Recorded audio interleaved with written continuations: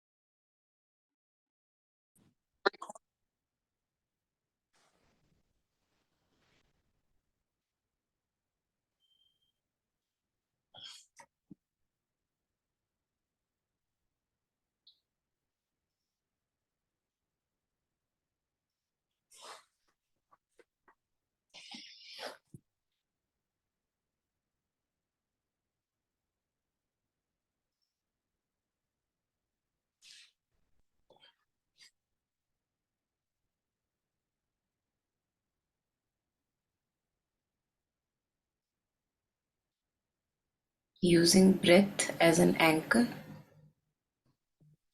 to ingather the scattered threads of consciousness.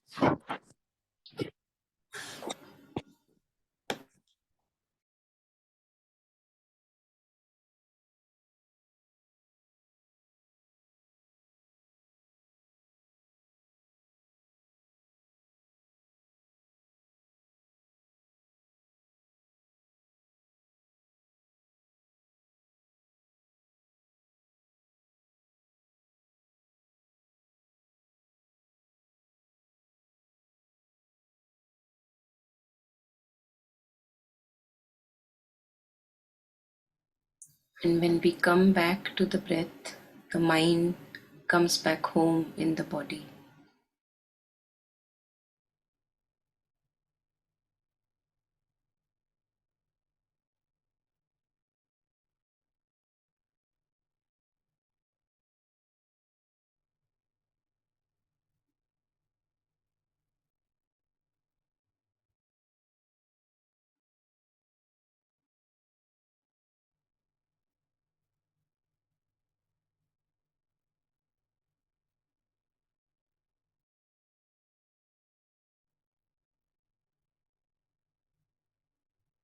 Every now and then, thoughts may still be there in the background, but I'm not giving attention to that noise,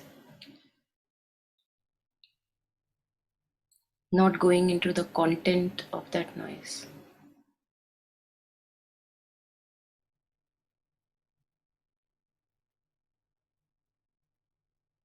and just enjoying the mindfulness of breathing.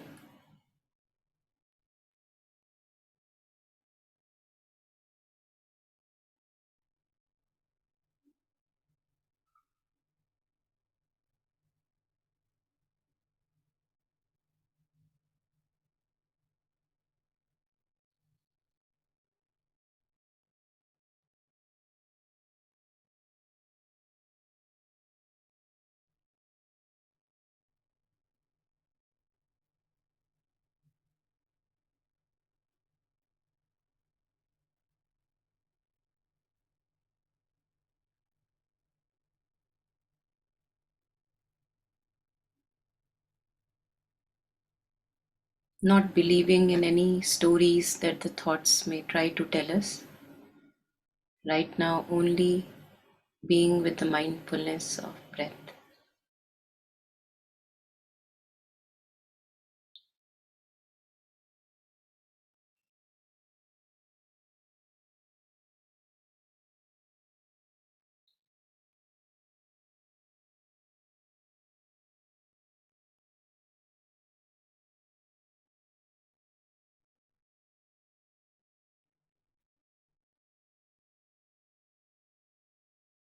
And also knowing that we can come back to this mindful breathing any moment of the day, in the middle of work, in the middle of rushing around here and there.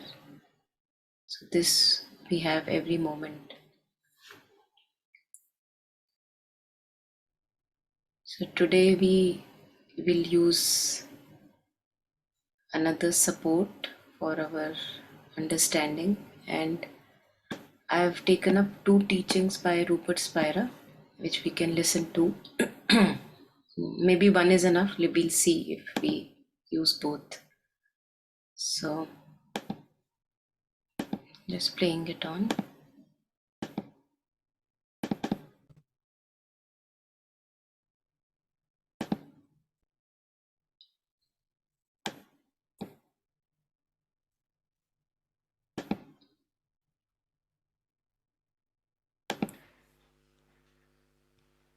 Focus on the awareness.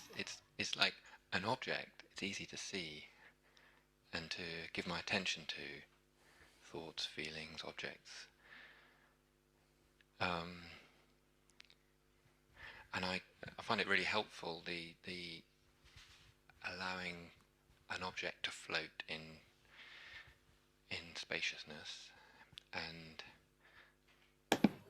somehow disidentify with it and allow it to sort of dissolve. But I find the sort of next stage of identifying with awareness or somehow. Just play it again.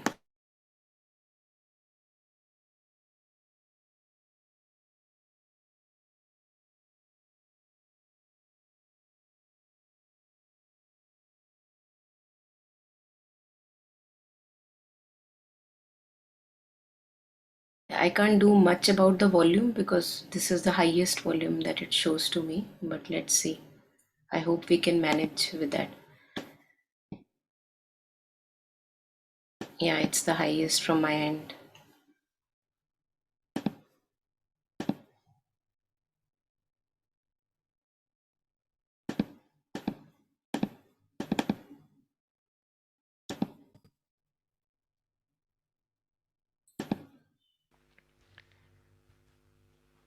What would be to awareness?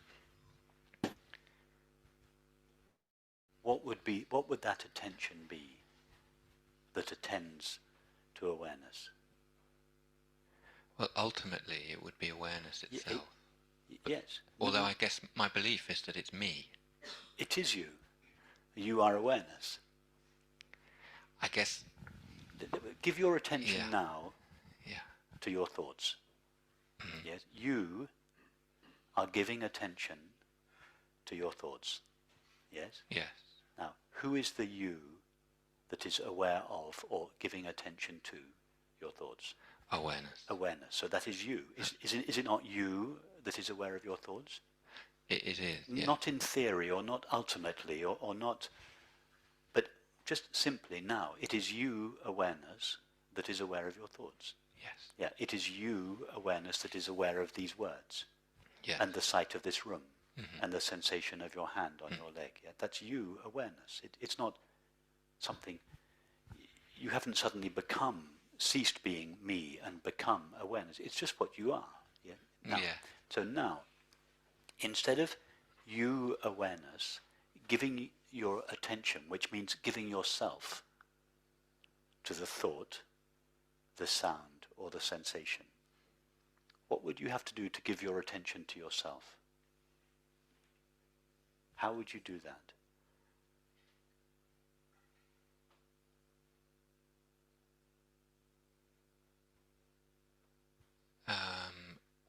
All I can think of is to withdraw my attention from the object. Perfect. Exactly. You can't actually shine the light of your attention in the way that you shine it on a thought. The thought seems to be other than you.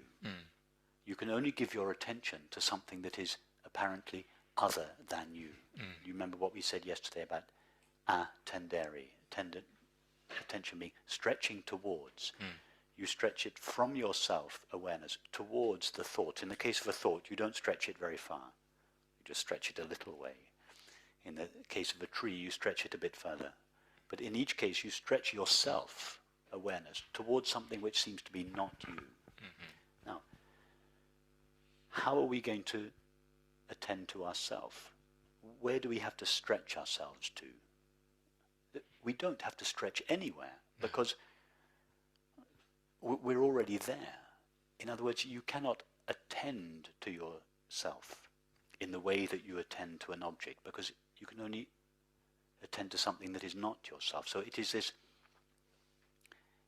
a falling back of the attention into its source, rather than a turning around of the attention. Now, the teaching sometimes says, as a concession to our object-facing attention, the attention that is going outwards towards the tree, as a concession to that movement outwards, away from ourselves, the teaching sometimes says, turn around. I never got that. And come back to yourself. Yeah. That is just said as a concession towards the mind that is facing outwards. It says, no, face inwards. And that never made sense, because Okay, there's no object there. then forget it, because it's a not a very accurate phrase, because as you have rightly discovered in your experience, you can't really turn around upon yourself because you're too close to yourself. It's like saying to the sun, stop shining on the moon and start shining on yourself. And what's the sun going to do? To kind of turn round and start? If it turns round, it'll just be shining on whatever it is, Jupiter or whatever it is that's in the other direction. So it's not a turning round of the attention. It's rather a falling back of the attention, because awareness is the source of attention. Our attention towards apparent objects that are other than ourself proceeds out of awareness towards the object. So in this case, it's just the opposite of that. It's just the sinking back, the falling back of attention into its source. So the falling back of the attention, I can get the sort of movement of that, but fall back into what? I just... Okay, so you're right. Even the falling back of attention into itself is also,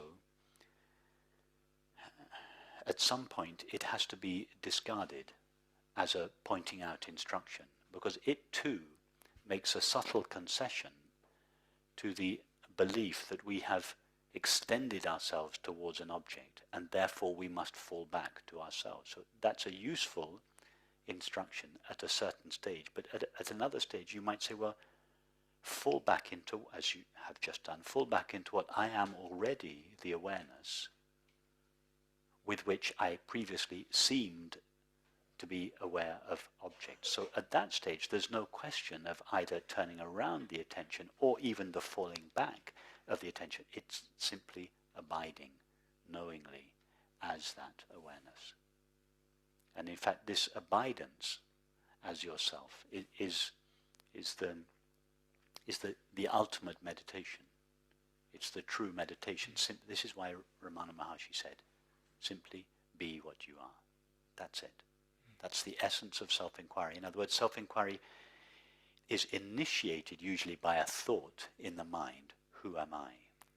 As a result of that thought, we try to turn our attention upon ourselves. That seems to be an activity that is initiated by the thought, who am I? But as we explore this turning around of the attention or falling back of the attention, we realize I can't even do that. But that realization comes with the realization I am already that towards which I was previously trying to turn, or into which I was previously trying to fall. I am that. I just by being that, just by being awareness, I am aware. I know awareness. By being itself, awareness knows itself. All I need to do is abide as that, to be knowingly that. When I say be knowingly that, I say knowingly because we are always that. We just don't usually know it. So you stand knowingly as the presence of awareness. There's nothing to do with your attention, because your attention is already where it needs to be. which is with yourself, with itself. So meditation starts off as an activity, but it ends simply as pure being, just abiding as you are.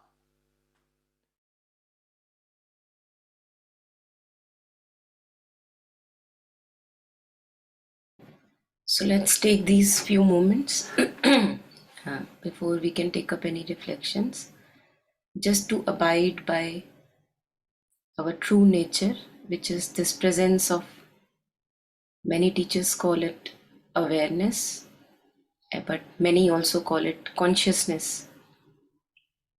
There are no two things that are there, there's only one. So the one in me who is conscious, just being conscious of being conscious, like Rupert was saying, just taking around 8-9 minutes to just be aware of being aware.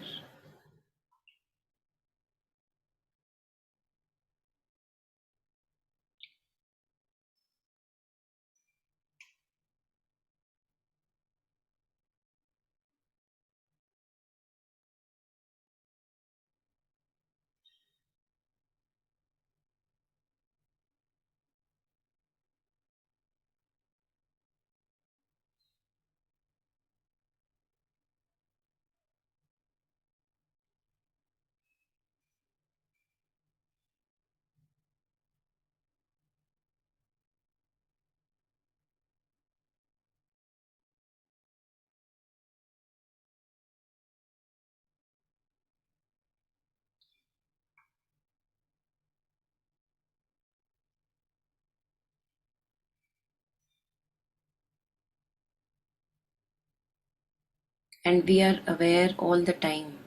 That's how we function. But usually we are not knowingly aware. And right now we are taking these moments to stand as awareness. I am that awareness.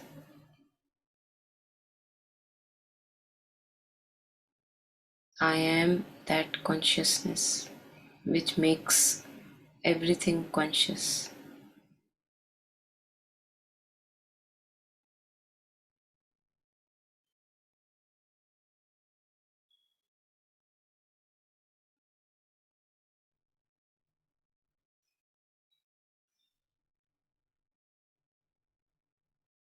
And all that we can think, feel, know,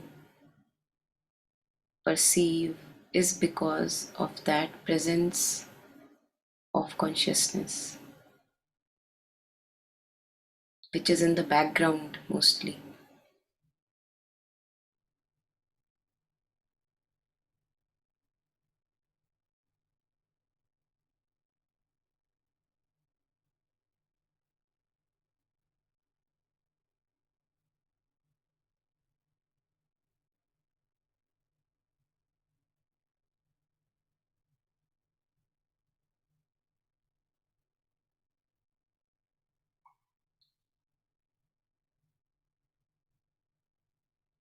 And when Mother and Sri Aurobindo say, step back from your surface consciousness,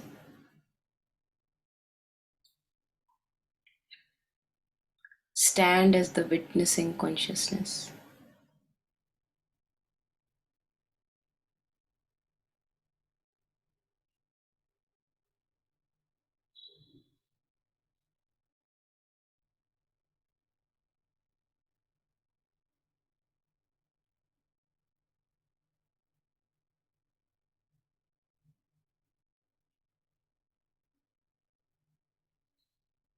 Knowing that thoughts, feelings, and sense perceptions, they are dependent for their origin on me, consciousness. I am not dependent upon them.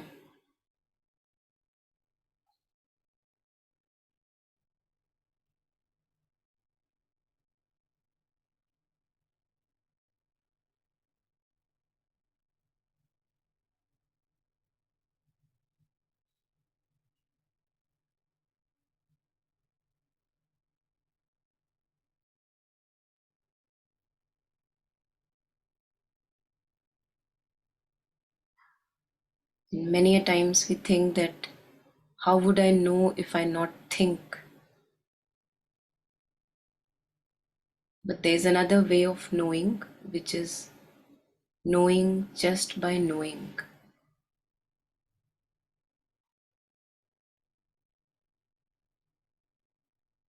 You just know. It is not that you think, and that's why, because you know, you just know.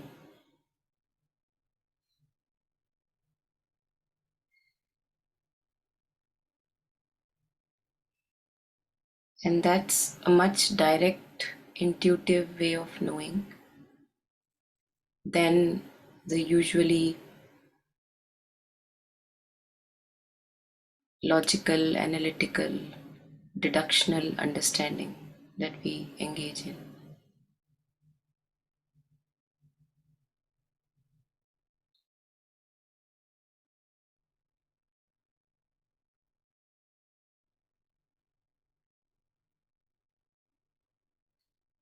So, stabilizing our stance as the knower in me, as the knowing in me.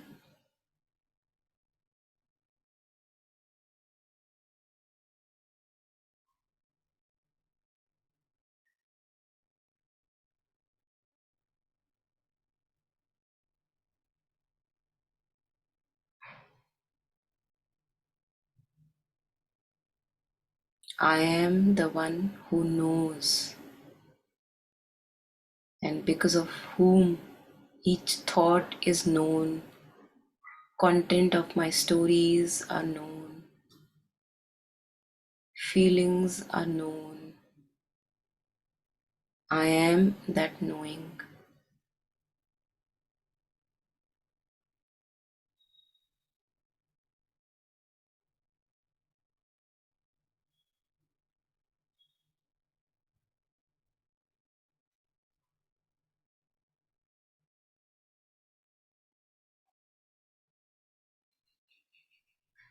So just staying as knowing for 2 more minutes.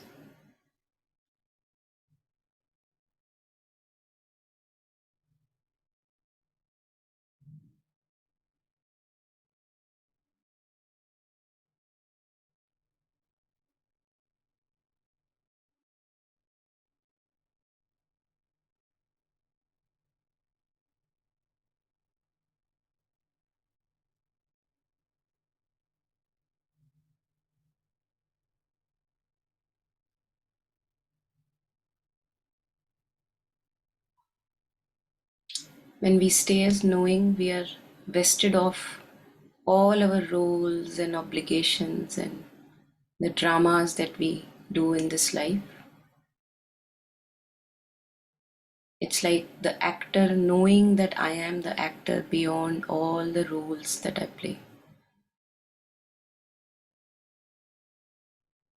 And when we from time to time abide as this knowing, we refresh ourselves, we rejuvenate our own selves.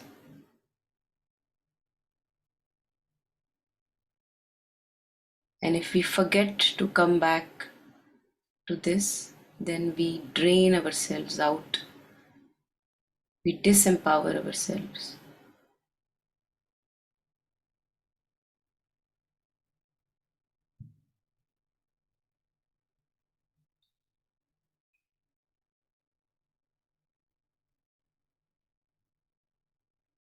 And everything else is secondary in front of taking stance as this knowing, knowing myself as this knowing.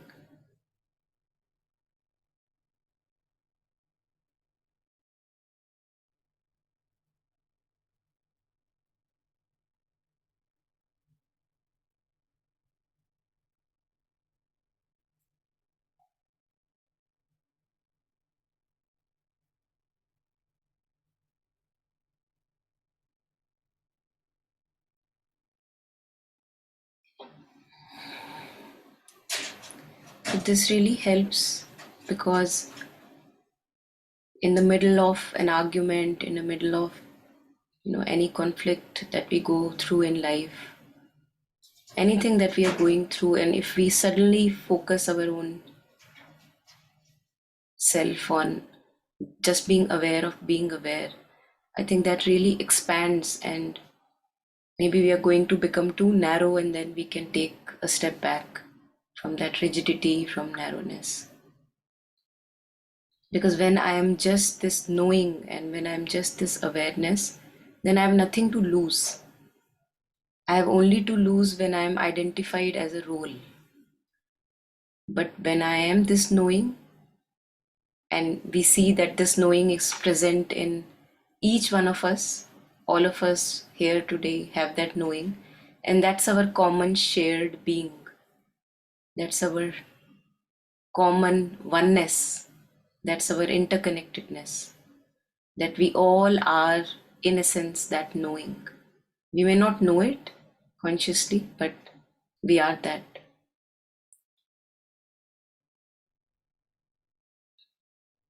So we can take up last few, if there are any thoughts, reflections. There are 2 minutes more that we can give to this. Yeah, if anyone has anything to share.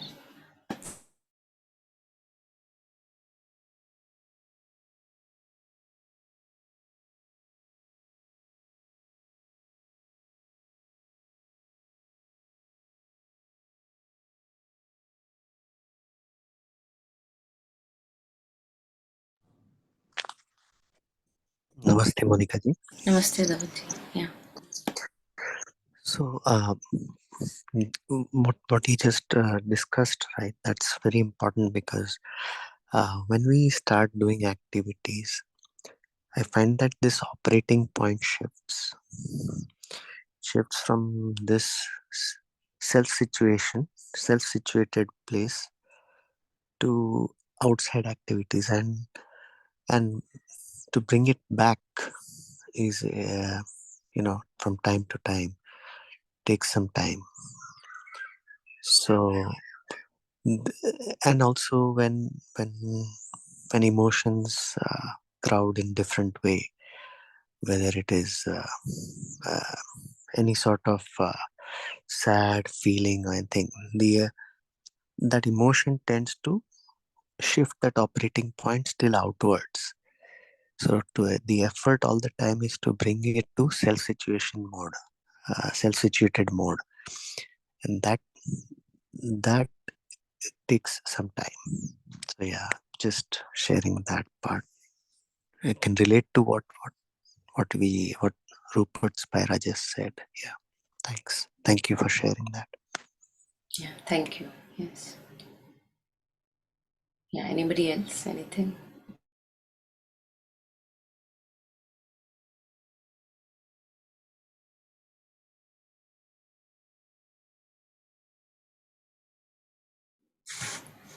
All right. So wishing everyone happy practice, and may throughout the day also we may keep, as Dhavalji was sharing, we may keep bringing our own self to the stance of knowing, consciously knowing ourselves as this awareness, so that we can, from time to time, we have this tendency to become too tense when we become too narrow and rigid, losing ourselves in any role and a situation. And we deserve this relaxation, and I think it's our birthright to know who we truly are. So wishing all of us happy practice, and thanks for joining. Thank you. Thank you, Monica. Thank you. Bye. Thank you. Thank you.